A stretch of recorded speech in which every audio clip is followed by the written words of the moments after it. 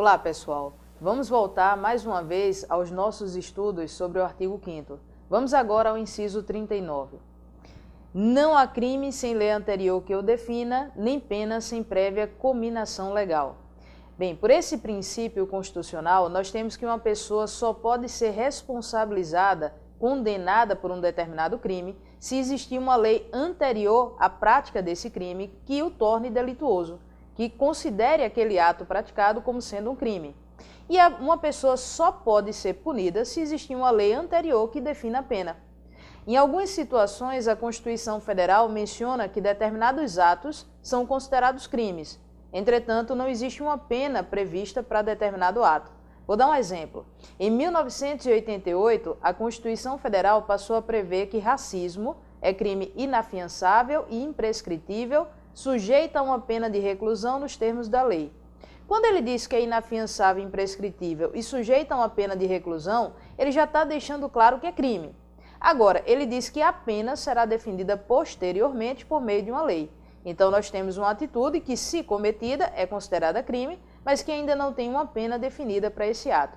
Mas uma pessoa só pode ser punida quando existe uma lei anterior que diga qual a pena. Então, a gente teria que primeiro criar a lei definindo a pena para que uma pessoa pudesse ser punida pelo crime de racismo. Então, ninguém comete crime se não existir uma lei anterior que diga que o ato é criminoso. E ninguém pode ser punido se não existir uma lei anterior dizendo qual a punição. A gente tem que ter uma lei dizendo crime, tem que ter uma lei dizendo qual a punição. Caso contrário, a pessoa não comete crime ou, ainda se cometeu o crime, não pode ser punida. Então, vamos dar andamento, seguir. O próximo inciso é o inciso 40. A lei penal não retroagirá, salvo para beneficiar o réu. Bem, por esse inciso, nós temos que a lei penal, como regra, ela não retroage para prejudicar. Mas se ela for beneficiar o réu, ela sempre vai retroagir. Então, imagina uma lei que diminui a pena ou que faz com que determinado ato não seja mais considerado crime. Essas leis, quando elas vêm para beneficiar os réus, elas devem retroagir, mesmo para quem já cometeu o crime há anos atrás. Então, imagina que uma pessoa cometeu um crime em 2010 e foi condenado a 5 anos de prisão. Então, ela deveria cumprir pena até 2015. Se um ano depois sai uma lei nova e diz que essa pena máxima para esse crime agora é de 3 anos, essa nova lei deve retroagir para quem cometeu o crime em 2010. Porque se ela está beneficiando, se ela está reduzindo a pena, ela deve retroagir. Se a nova lei amplia a pena máxima para, por exemplo, 6 anos, 7 anos, 8 anos, mais do que existia anteriormente, essa lei, como ela vem prejudicar, ela não deve retroagir para prejudicar o réu. Então, a regrinha é que a lei penal, se for para prejudicar o réu, ela não retroage. Se for para beneficiar o réu, ela sempre retroage. Vamos seguir adiante, inciso 41. A lei punirá qualquer discriminação atentatória aos direitos e liberdades fundamentais. Esse aqui é um inciso bem simples. É bem simples mesmo. Ele significa apenas dizer que para cada violação de um dos direitos do artigo 5º deve haver uma punição. A lei deve criar uma punição. Na prática, essas punições existem? Não, nem sempre. Mas a ideia é que toda vez que alguém violasse um direito do artigo 5º, a lei deveria prever lá uma punição para o sujeito não violá-lo. Bem, na prática não temos, mas na teoria ela é pedida em prova. Vamos para o próximo inciso. Inciso 42. A prática do racismo constitui crime inafiançável e imprescritível, sujeita a pena de reclusão nos termos da lei. Racismo é inafiançável, significa dizer que não cabe fiança. E a fiança é o pagamento que a gente faz, seja na delegacia, seja em juízo, para que a gente possa responder ao processo em liberdade.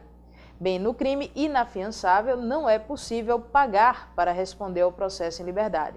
Racismo, diante da gravidade desse crime, ele é considerado um crime inafiançável. A gente não pode pagar para responder ao crime em liberdade.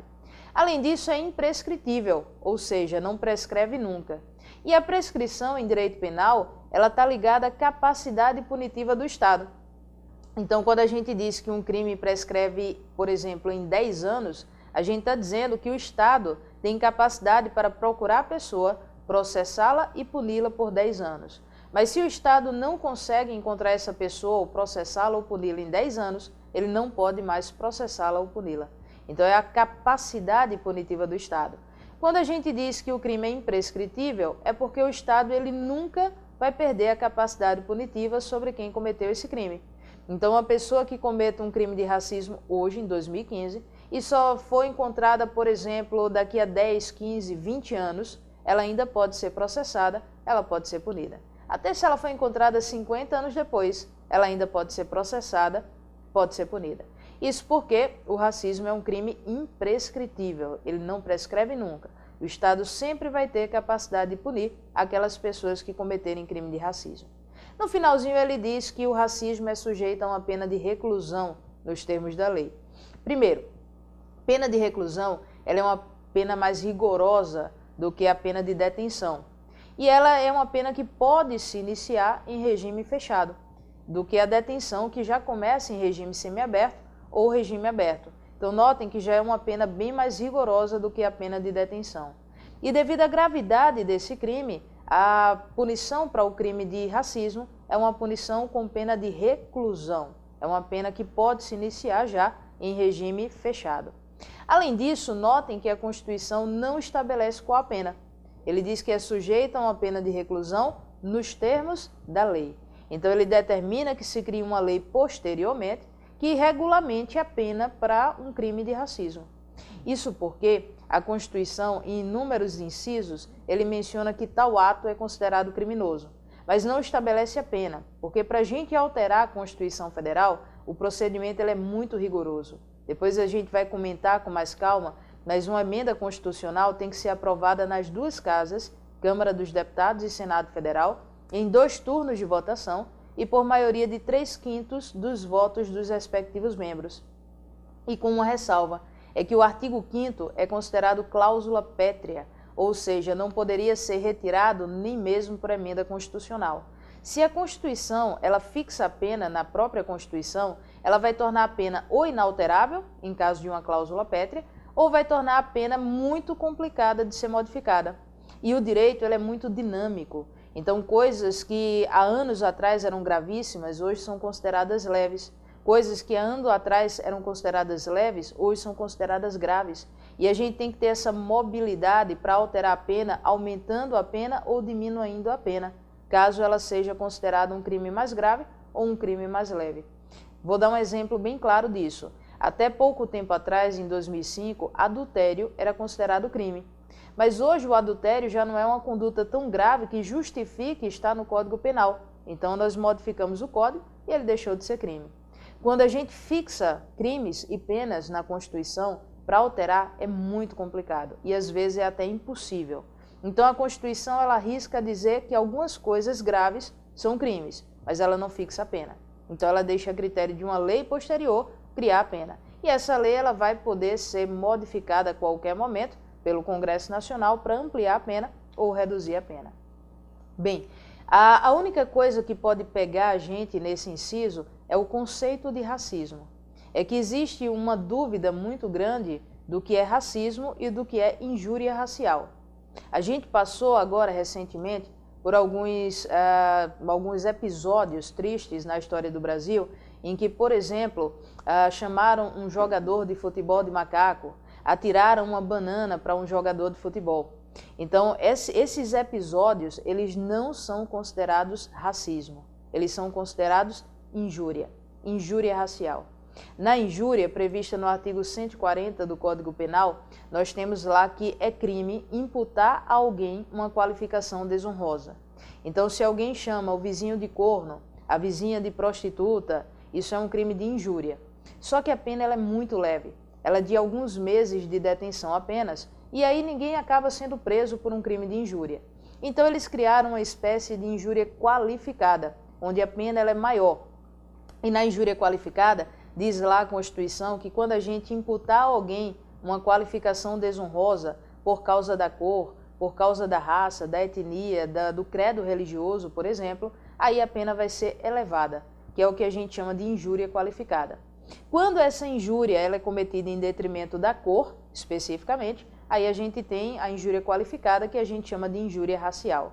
Então, por exemplo, Dizer que fulano é corno, isso é injúria. Chamar fulano de macaco, como a imputação desonrosa se deu por causa da cor da raça, aí a gente diz que é uma injúria racial. Entretanto, notem que ainda assim não é um crime de racismo, é um crime de injúria. Então, o que seria o racismo? Bem, para a gente poder chegar à definição de racismo, é importante a gente voltar para o nosso primeiro vídeo, onde a gente falou do princípio da isonomia. E nós dissemos que todos são iguais perante a lei, sem distinção de qualquer natureza, mas que a ideia não é que todos sejam tratados de forma igual, e sim tratar de forma igual os iguais, e tratar de forma desigual os desiguais. Bem, diante disso, a gente vai ter toda e qualquer discriminação sendo possível no país, desde que a gente trate de forma desigual os desiguais. Quando a gente pega pessoas que estão em situação de igualdade e os trata de forma desigual, nós estamos diante de uma discriminação que é condenada pela Constituição Federal. Mas ainda assim, não necessariamente é racismo, porque o motivo dessa discriminação pode ser, por exemplo, opção sexual, discriminação entre hétero e homossexuais. Ela pode ser discriminação por classe social, entre pobres e ricos. Ela pode ser também uma discriminação por cor, entre negros e brancos. Quando a gente tem esse tratamento desigual entre os iguais, motivado pela cor, pela raça ou pela etnia, aí a gente tem uma discriminação racial, que a gente chama de racismo.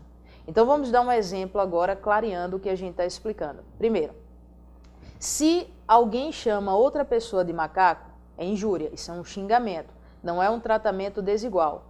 Mas se um estabelecimento comercial se recusa a atender um cliente por causa da cor, agora eu tenho racismo. Eu tenho um tratamento desigual entre pessoas que estão em situação de igualdade, motivado pela cor da pessoa. Então, se o estabelecimento diz, eu atendo pessoas brancas, mas eu me recuso a atender pessoas negras, a gente tem racismo.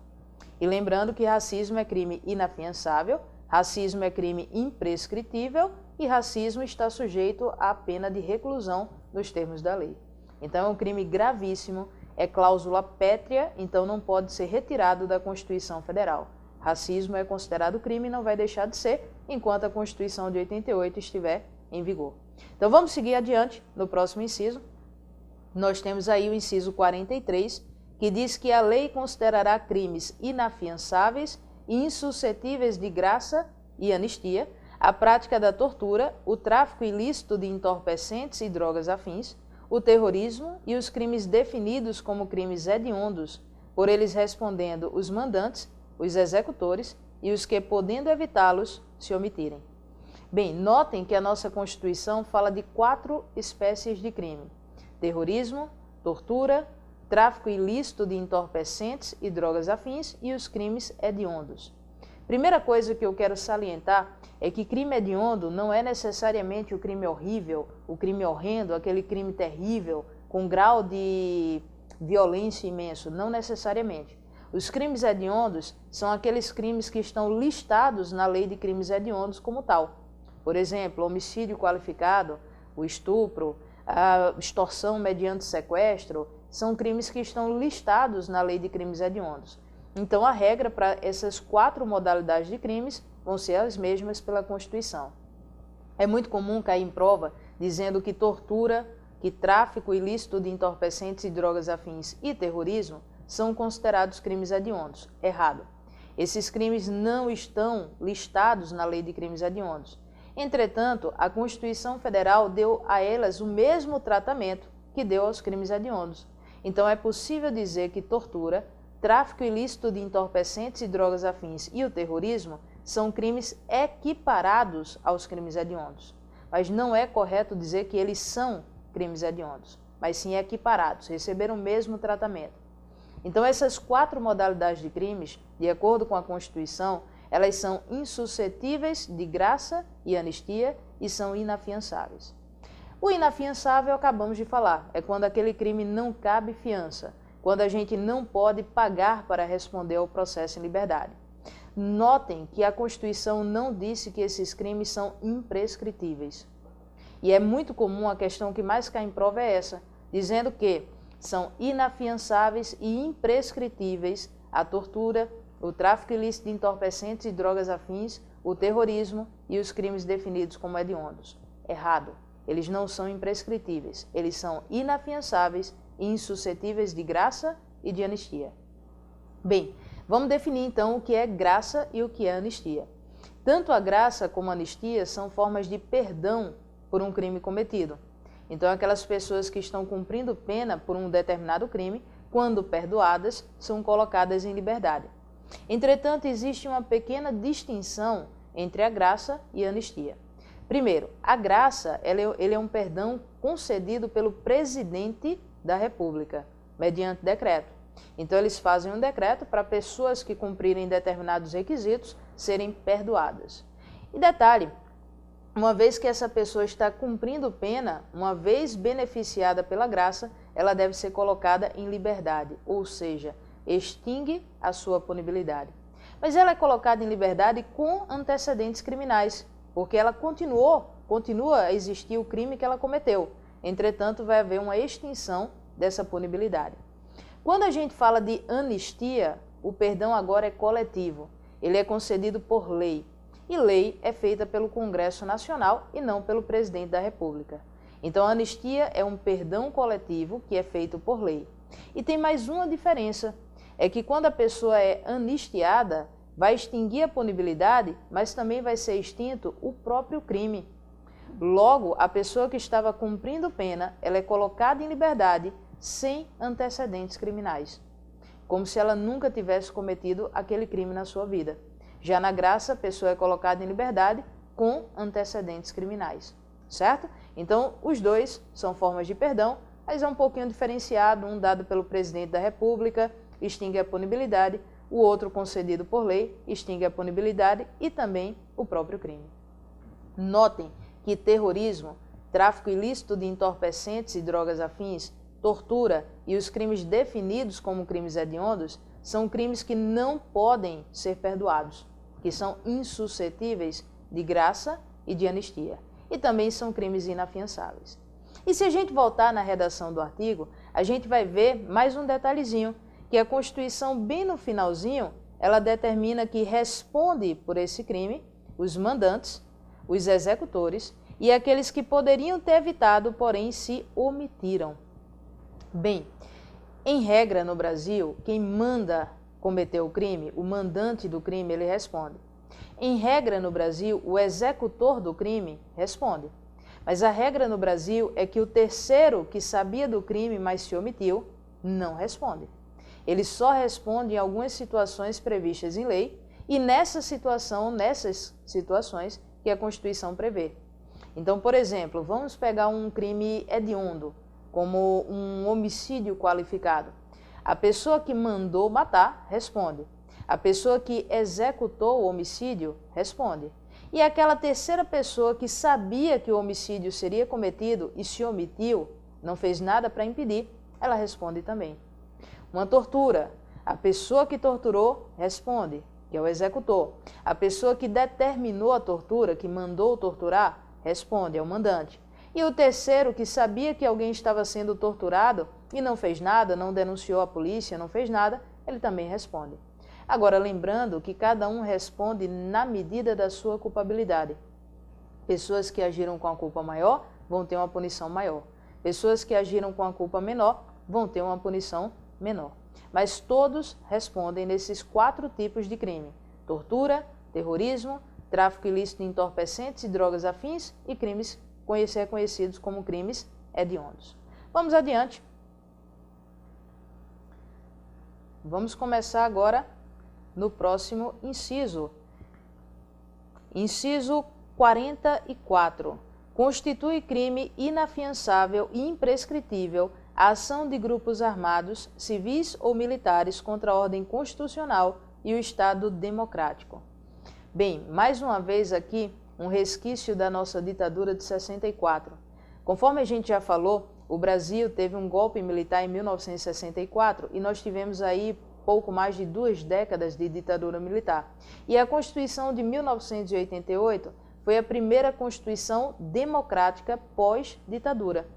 Então, a gente tinha tido uma Constituição em 67, ditatorial, tivemos uma Constituição em 69, também ditatorial, tivemos a Constituição de 88, que foi democrática. E a função dela era de restabelecer a democracia no país e tentar evitar ao máximo que novos golpes de Estado fossem cometidos no nosso país. Então, uma das coisas que ela visou reprimir era o chamado golpe de Estado, a tentativa ou até mesmo a consumação da tomada do poder ou da derrubada da democracia. Então, nós consideramos crimes e crimes imprescritíveis e inafiançáveis, ou seja, não prescrevem nunca. As pessoas que tentarem ou que tomarem o poder poderão ser processadas e punidas a qualquer tempo, sem prazo. E inafiançáveis, vão responder sem que possam pagar fiança para responder em liberdade. Então, a tentativa de tomada do poder, ou a efetiva tomada do poder, ou ainda a tentativa de derrubar a democracia, ou a efetiva derrubada da democracia, é considerado crime no país, crime imprescritível, crime inafiançável. Vamos adiante. Inciso 45. Nenhuma pena passará da pessoa do condenado, podendo a obrigação de reparar o dano e a decretação do perdimento de bens ser, nos termos da lei, estendidas aos sucessores e contra eles executada até o limite do valor do patrimônio transferido. Esse princípio a gente chama de princípio da pessoalidade da pena, que é aquela que diz que a pena não passa da pessoa do condenado. Então, a regra no país é que a pessoa que comete o crime, ela deve ser processada e, se for condenada, vai ser punida. Mas não se pode transferir a pena dessa pessoa para uma terceira pessoa. Por exemplo, os filhos dessa pessoa, se ele morrer, não podem ser presos, porque a pena, em regra, não passa da pessoa do condenado. Mas a Constituição abre algumas exceções, e ela determina que existem duas penas que podem ser repassadas da pessoa do condenado para os seus sucessores, que são as penas de perda de bens e de ressarcimento de danos. Essas duas penas podem ser repassadas aos sucessores até o limite do patrimônio transferido. Vamos dar um exemplo. Imagina que um sujeito qualquer roubou de alguém 100 mil reais. A pessoa que pode ser presa é o sujeito que roubou se ela for condenada. Princípio da pessoalidade da pena. Os filhos dessa pessoa não podem ser presos. Mas a pena de ressarcimento de danos e perda de bens, essa aí passa para os sucessores. Então imagina que esse meliante, que roubou 100 mil, venha a falecer. Quando a pessoa morre, o patrimônio dela vai ser repassado aos herdeiros. E aí esses herdeiros podem perder os 100 mil que o pai roubou, para evitar um enriquecimento ilícito, já que os 100 mil que eles herdaram foi fruto de um roubo, de um crime. Então, essa pena de perda do patrimônio, perda dos 100 mil reais, ela vai ser aplicada a quem roubou, mas também pode ser aplicada aos sucessores, caso eles herdem os 100 mil que foi roubado. Mas notem que no finalzinho, a Constituição determina que a pena de perda de bens e de ressarcimento de danos, ela é repassada aos sucessores apenas até o limite do valor do patrimônio que lhe foi transferido. Então imagina que uma pessoa roubou 100 mil, mas em vida gastou 70. E quando ela morreu, ela deixou para os seus herdeiros apenas 30 mil reais. Os herdeiros só poderão perder 30 mil reais, que foi o valor do patrimônio que lhe foi transferido. O seu patrimônio pessoal, que foi adquirido licitamente, ele não pode ser tocado. Ele só perde aquele valor que foi repassado do pai para os herdeiros. Então, a pena de perda de bens e ressarcimento de danos é passada para os herdeiros até o limite do valor do patrimônio que lhe foi transferido. As demais penas, pena de prisão, pena de privação ou restrição de liberdade, penas alternativas, essas penas aí não podem ser repassadas para os sucessores. Princípio da pessoalidade da pena. Vamos seguir adiante.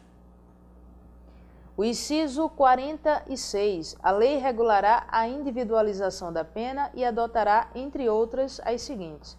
Antes de dar continuidade, vamos falar um pouquinho da individualização da pena. A ideia é que cada pessoa responda pelo crime na medida da sua culpabilidade. Então, pessoas que agiram com a culpa maior devem ter uma pena maior. Pessoas que agiram com culpa menor devem ter uma culpa menor, devem ter uma pena menor. E assim a gente vai individualizando a pena em detrimento da culpa com que cada um agiu na hora de cometer o crime. Isso a gente chama princípio da individualização da pena. Notem que o Código Penal e a legislação penal em geral, ela sempre estabelece uma pena mínima e uma pena máxima para determinados crimes. Nunca é uma pena só. Por exemplo, 10 anos de prisão. Não. Sempre vai ser entre 5 e 10 anos de prisão, entre 7 e 12 anos de prisão. E esse mínimo e esse máximo, ele permite para que o juiz, ele foi criado para permitir que o juiz possa fazer a dosimetria da pena, aumentando ou diminuindo a pena conforme a culpa de cada um. Então é muito comum pessoas que cometeram o mesmo crime ter penas diferenciadas. Uma pena maior, por exemplo, porque matou pai e mãe, a pena é elevada. O outro tem uma pena menor porque agiu sobre forte emoção. E assim a gente vai dosando a pena para que cada um tenha uma pena que seja conforme a participação e a culpabilidade no crime. Vamos seguir adiante, a gente vai ver que ele enumera algumas penas, mas notem que a Constituição Federal deixa claro que são admitidas, dentre outras, algumas penas. Isso já significa dizer de antemão que a nossa Constituição permite que a lei crie novas punições que não estão previstas na própria Constituição Federal. Então vamos falar de algumas penas aqui.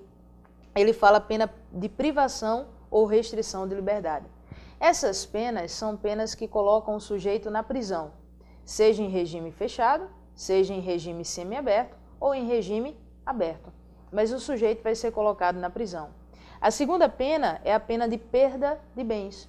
E essa segunda pena a gente falou dela agora, e vimos que ela pode inclusive ser repassada aos sucessores na medida do patrimônio que lhe foi transferido. A terceira pena é a pena de multa.